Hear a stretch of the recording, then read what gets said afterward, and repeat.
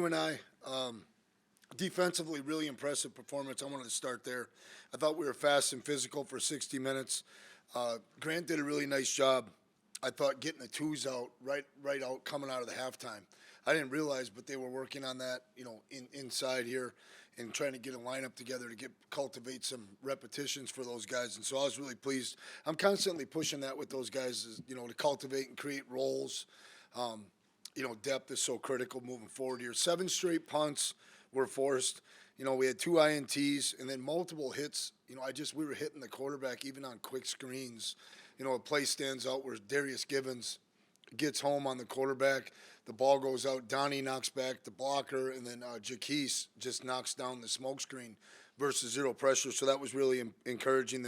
I thought our unit and our team speed really showed up in that ball game. Special teams explosive. We had 101 yards in the punt return game, and that's a heck of a day at the office, and those guys are doing a good job blocking. 3 explosive punt returns in that game. Kick return yardage was really good. Obviously, we want safe transitions with all returns, and so to have the fumble, is really disappointing. We got to get that cleaned up, but we did flip field position there and was encouraged by that.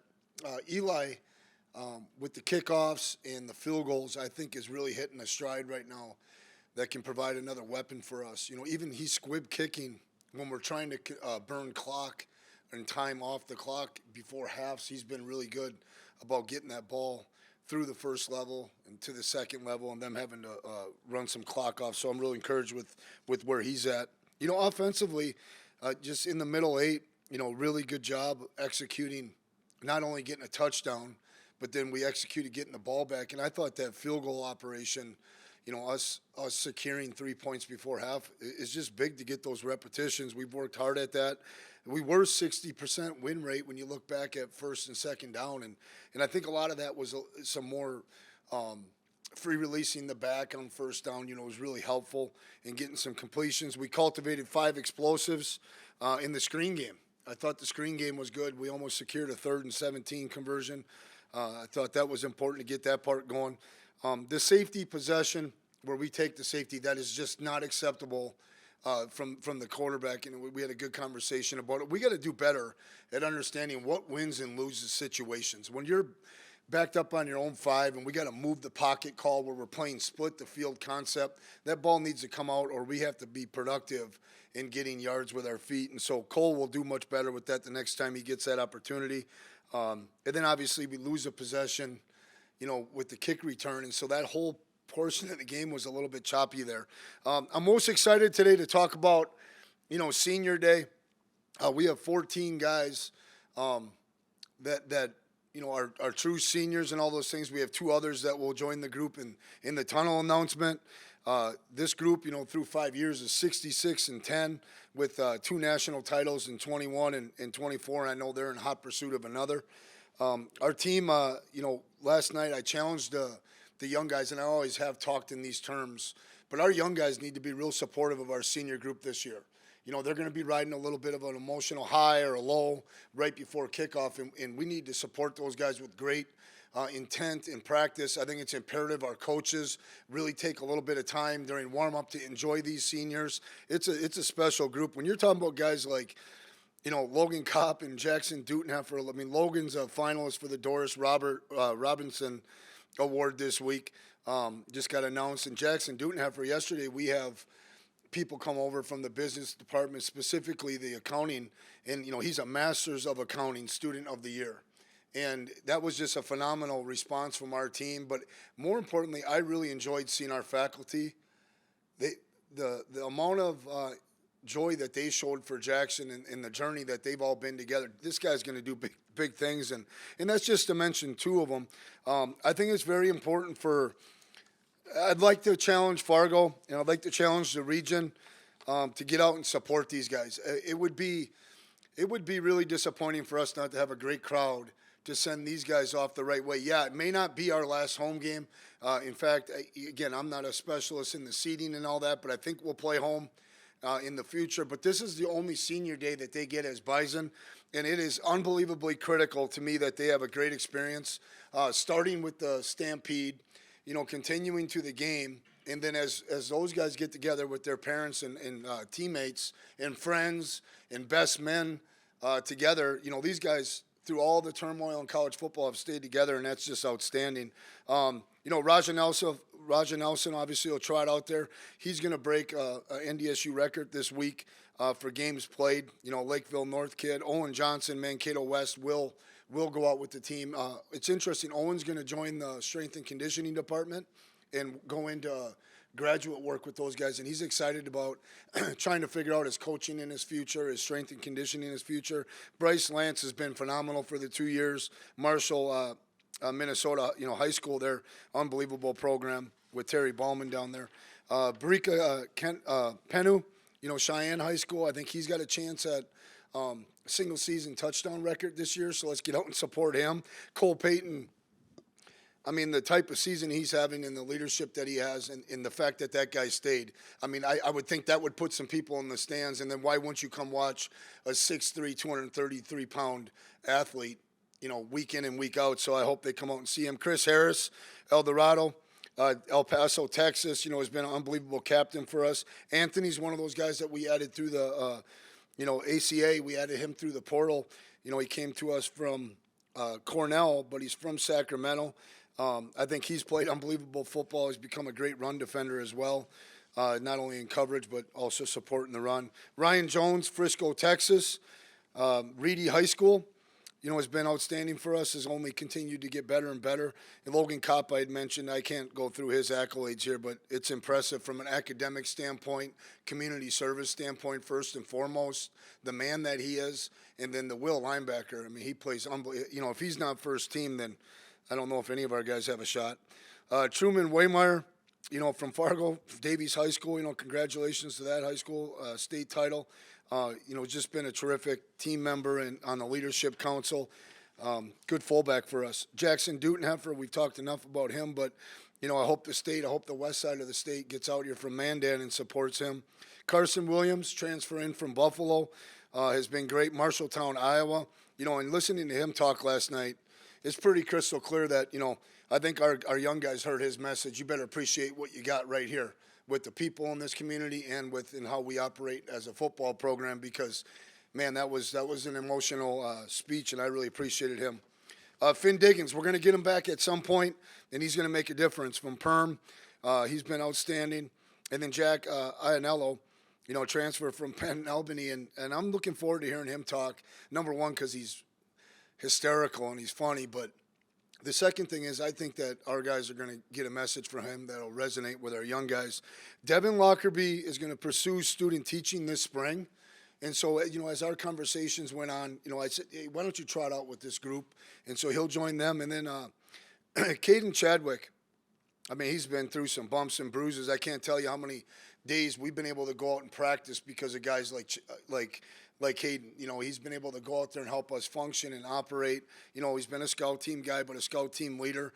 And he's a Velva kid, so we know how much that region means to us. And so I'm excited to see if Fargo will come out and support these guys. With that, let's open it up. Tim, same question as last week. How do you keep the gas on?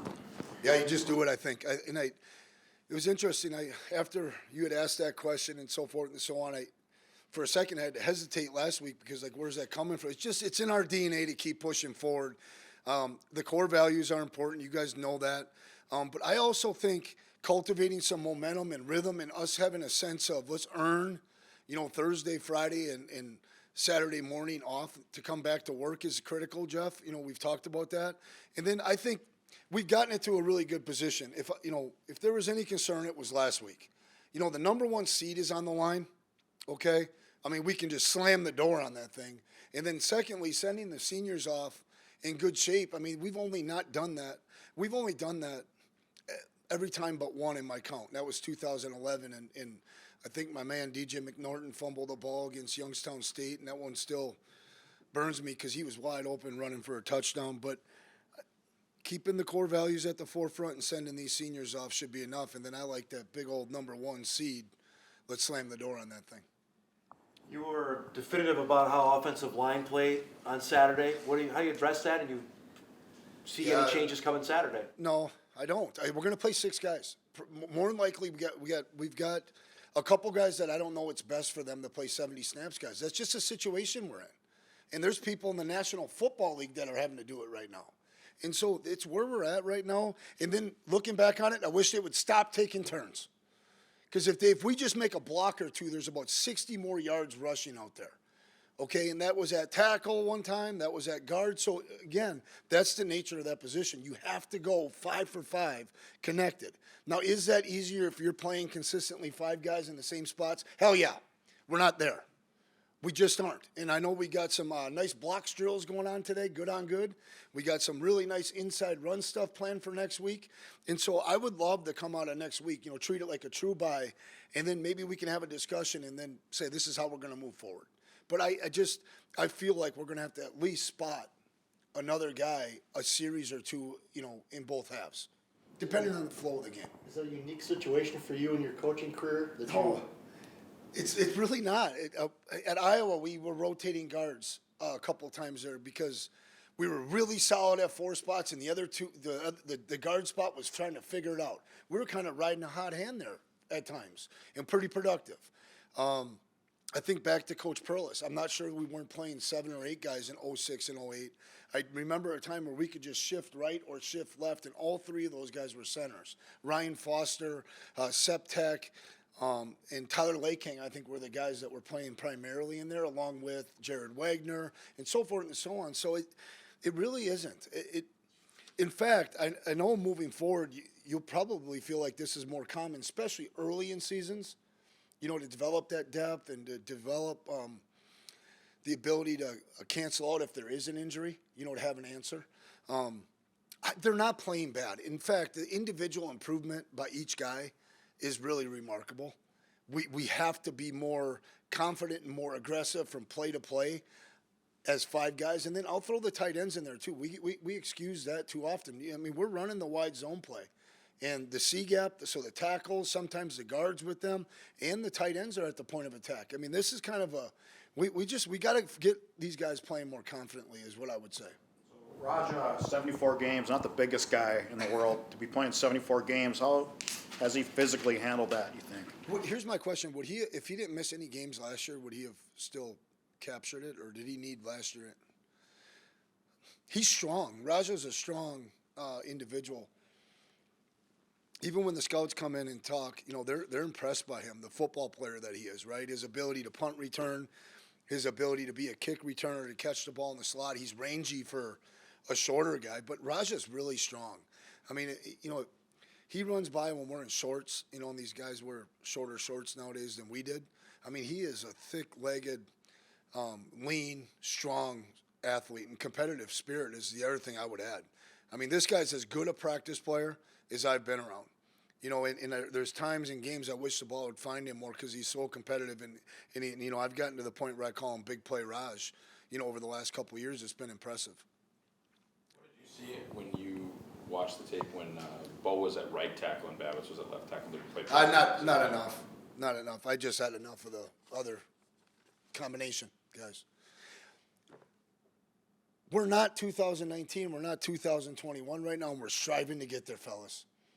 And I don't think there's a storyline because I think we can win multiple ways on this football team, and I'm excited about those matchups, including special teams, 2-minute drives before half, screen game. We're going to have to find ways because it's not 48 rushes right now, most certainly, right up the middle. Okay, if that's what we're really getting at here, it's a different look, and we're going to continue to grind, baby. I like it. It's a challenge. A lot of these players either becoming pros, fathers, husbands, coaches. What's that mean to you that you've had been a part of their lives? Well, it's interesting. 2 of them, right, are really husbands and married already. I mean, that's changed a lot. It's so neat. Last night I shot out some texts to see how Cordell Volson was doing and Cody Mock in their rehab, touch base with Kubis. I mean, it's everything. To watch these guys continue to work through their careers or move on into the NFL or move on into jobs. I mean, Logan Kopp is as excited about this playoff run in this game this week, but he's equally as excited about signing on with the engineering deal and starting to pursue that. I mean, these guys we have some unbelievable guys that are going to do big things, and I can't wait to see how much they support the program moving forward in their lives. It it's everything. I mean, to develop people and to develop people that will have a positive impact on communities and their families is really, really what it's all about. You mentioned big play, Raj. We talked about it in the offseason, the national championship game, all the attention on Bryce, but he had those plays, the South Dakota State game last year. Just has he surprised you with the amount of plays he has made since you got here as head coach?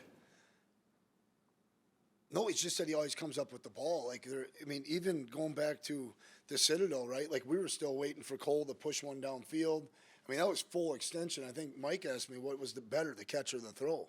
And looking back on it, probably the catch. The catch against South Dakota State, right, to win it is full extension. His other touchdown, the double move on the post cut, that's catch contact. Multiple scramble drills this week. He's a good football player. I mean, I know Jackson Williams has been a dynamic punt returner, and we're going to stay with that, but I have no issue putting him out there in that role either. I mean, the Montana State, the one play that, I got a couple notes because I thought those questions would be coming, but, hey, they zero pressure us because we have 5-man pro and empty, and it's Raj that we get that conversion on 3rd and 8, and we just made that look simple. But, man, we needed to make some big plays in that game, and Raj had a couple of those. There's been moments this year, Youngstown State, the slant catches. I mean, he's come up. The one ball is behind him. He's always made the play. And so, hopefully moving forward, we keep that in our back of our minds, and we understand that big moments are about big-time players and not plays. You're now approaching the end of your second season. Is there anything this year or now, whether it's recruiting or with the team, where you're kind of glad that you've had that first year? So not necessarily that things are becoming routine, but where you can now kind of draw on experiences that you've had before. Yeah, much more comfortable. Like, take last night, for an example. We did 4 periods of padded practice for special teams, extra point field goal, and then some skills and drills in the return game and coverage game. And then I said, go in and get yoga, and we're going to scrimmage the young guys. And that was a lot of fun, right? And then they come out and they're supporting the guys. I think in year 1, I would have been really hesitant. Okay, you got to do it like Coach Bold did it. Monday is a 12-period practice. I mean, we've added periods to Monday, and we've lessened Tuesdays. We've added periods to a Thursday and lessened a Wednesday. So I'm just totally comfortable, especially with our technology, of making some of those decisions with the schedule. I really like what we're doing with recruiting because of Fargo. And I love the rawness on an official visit where we're getting those families up at 6 a.m. so they see Ryan Napoli, Jim Kramer coach these guys, watch our leadership, support, and demand a certain amount of excellence with our young guys. I think those have been all really good decisions as far as official visiting in June. From the jump, I felt like I've always been able to ask Matt anything, or Todd or Derek, Colleen, and I just more and more I'm comfortable with that connection, and that's really important to me. We have an unbelievable team, and then I'd be remiss if I didn't mention I wouldn't want to be doing the job with anybody but Derek Lucan. I mean, we're knocking things down daily, and a lot of it's not, are we going to play 4 down, or are we going to play 3-4, or are we going to run inside zone or outside? We're handling a lot, and I'm really excited to show up to work. It's fun. Coach, have you had any clinics or anything with Caruso? Do you know him at all? It's funny. I know him a little bit from some stories from the former staff when he was here, right? Brent Vegan and those kind of things. And then actually I was on a flight to a national convention, and he had a job opening. I had just sent my resume off when I was at UW Stevens Point. So we got to chat a little bit on the plane. And he went with there was an older guy that got the job, or a more experienced coach at the time. But outside of that, a cup of coffee here or there at conventions just to say hi, but I don't know him great, just through coaches that have worked with him. You concerned on losing the university president? He's the leader. Well, just losing a good friend. That's number one. But I trust in North Dakota State University fully to hire a good person. Gonna miss Kate and President Cook a lot. I mean, we've had some really good just downtime together. I mean, we spent at an event out in Medora for the fundraising for their new library or the convention center, and that was just totally, hair down, talk about Jill's background from out there, this, that, or everything. What I'll miss is the friendship, and he's always stepped up, to conversations, and wish him the best. But he's going back home, guys. That's tough stuff. So we're excited for him, and congrats to him again. How many teams out of this league make the playoffs in your mind? You've seen everybody. What's your evaluation of this for Sunday? I think the game up in Grand Forks dictates 5 or 6. Personally, I really do. The one thing is, as the season kept rolling on, people stayed in the top 25. Those are all ranked wins. And I didn't realize. I may have peeked at Jeff's article, in like the comparison of the Missouri Valley Championships. I mean, we go on the road. You got to go on the road. Nebraska's playing their fourth night game this year, and then I'm telling you that Black Friday game they got next week against Iowa on a short week. And then the Thanksgiving dinners and the meals provided by Hy-Vee. It's what we do. We adjust and we rise up and we go do the work. And so looking back at our schedule, I mean, yeah, our road schedule this year, I think agree. I mean, it was the toughest that we've been through, but you just week by week, the kids come in here, they look for us. Okay, what are the objectives for the week? What is the schedule? If any changes, if there's changes, roger that, I can't wait. And that's kind of what the attitude and the development that we want to have in this program. We talk about standard one as urgency. Okay, develop, I can't wait mentality to do whatever Ryan Napoli or Coach Polasek put on the schedule because it's in their best interest. And we have that going on right now. So to answer your question, the Grand Forks game, that's good. I'm excited to watch it and to see, those two teams do battle. I wish they were at full strength. They're banged up a little bit, but I said it time and time again. I think 7 teams in our league would win first-round games if we were playing different matchups. I believe in our conference. It's good football. You mentioned getting Finn back at some point. Yeah, Update well, on him? go ahead. You say any update on Finn? Yeah, he's really trending the right way. Everything's healing up good. It's just, number one, long term, okay. I think he's going to run out of the tunnel with the guys and be suited up, but he's not quite ready to play. I'd be shocked if he's not practicing Tuesday or Wednesday next week. And then there's a nice 2 days off there, and then Saturday we'll get a sweat. Sunday, Monday, off on Tuesday, Wednesday, Thursday. He wants out there badly. We talk about Cole and Bryce and the offensive line weekly. Yeah. Where does this defense rank in some of the defenses you've seen around North Dakota State or around FCS in your time? Because it's getting to be pretty interesting. Toby's coming on at the right time here, and I like the combination of, Kelton, Jack, Stenbratten's really. Grant would be a little bit better to ask. I mean, but I can tell you this. Kyle Emanuel's senior year was so good in his trend, right? But you start to compare the 3 linebackers to any 3, I would say from 12 to 16. We might have some debates that would be pretty fun over a beer, because Donovan Willen's playing, man. Logan Kopp is playing. Nathaniel Stanley runs better than Grant Olson ever did. I can tell you that. And so I like those guys. And then from a coverage standpoint, I'm not sure that Jaquise is hitting this stride, and Anthony. We got 3 corners that I'm really comfortable with. And personally, I would like to see more opportunity for Antoine, and getting out there and playing. So the depth at safety, we've never been that. We might be looking at one of the better, but we got to finish it. To get into that category, to get into those conversations, we got to finish the deal. But we might be starting to talk about. linebackers. At one point, you had Jabril Cox, Chris Board, and Nick DeLuca as your 3 linebackers in North Dakota State. I like Travis Beck, LJ, and Grant Olson. I wasn't around Jabril much. Yeah, but we're talking about college football. And let's not ever get that twisted. The College Hall of Fame is one thing, NFL career is another. And we've had some really good conversations on those, huh, Ryan? You know what? I saw Jabril. He was our best corner as a scout team guy. Jabril Cox was phenomenal. And Chris Board, it took him a moment, right, to get out there and play. And Chris is playing in the National Football League because of his skill set on special teams. Travis Beck was awesome. There wasn't much that guy couldn't do.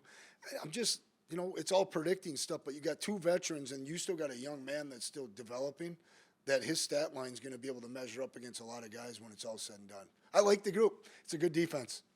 Coaches, you guys, have dealt with injuries and things throughout the season. When you look at Kramer, Napoli, and Tricia, how important have they been getting you guys ready game in and game out? Yeah, my relationship with Trish, I've mentioned this, has grown because of my injury. But being in there more, she's first class, A plus, and the guys are, it's a training room. Some guys like being in there. Some guys don't ever want to go in there, right? But the relationship that she has, and her ability to relay information to me without me getting mad is awesome. And our strength and conditioning, them being able to move and being able to adjust, and what Jim has done with the injured guys to get them back, and Ryan Napoli, at the forefront with the structure of things. And then I want to say thank you again to all of our support for getting us, this force plate technology and the technology with Catapult. We can keep a real close eye on, soft tissue injuries, where our guys' legs are really at. That's all, it's all part of it, and it's a big program. You anticipate dressing as many as you did last week? Yeah, probably. Because there's still a couple. I was waiting to see if they'd practice at a really high rate. There's still a couple that need to get suited up. Had a couple good conversations with leadership and those types of guys talking about it. Yes, I think Miles Mitchell gets back in the mix this week, and I'd really like to see him touch the ball if we're fortunate, or in the middle of it. I mean, we trust Miles. He did a good job in the scrimmage the other night. Special teams wise, we're getting pretty deep into there. Like Jalen Archibald, we got to make a decision. Like, to me, Jalen, get up into the crowd and enjoy it a little bit, because we don't want to burn his red shirt. Yes, the answer is yes. We played 81 guys last week, and a lot of credit's got to go to our ones for coming out hot and taking care of business. It wasn't perfect, but we took care of business, and I was really, really, really pleased with that. Any other injury? I know Will Style was out last week. But Will Style should be back, replace Jalen, so then he'll get some opportunity as the number 3 there. I think Crumby will be full speed now. He was a little bit touch and go. I think he played a series or two, but once we got to half, the decision was not to play him. Duff made it back, right? So he's good to go. He's more comfortable in the Guardian hat. Where Bo and Empey's ankles are good. They'll be better tomorrow than they are today, but they'll be ready to go. Do we have anything else? No. 1 or 2 more, guys. I know it's a big week for senior week. You came a long ways. Had to come up and see some Feenies. I can't comment on that. Oh, that's right, I forgot. How about the coach? You like him? Oh, he's a legend, Bison legend. Coach Bull considered hiring him at one point. I believe this. Coach Bull offered me the D-line job at one point. I said, no, I'm an offensive coach.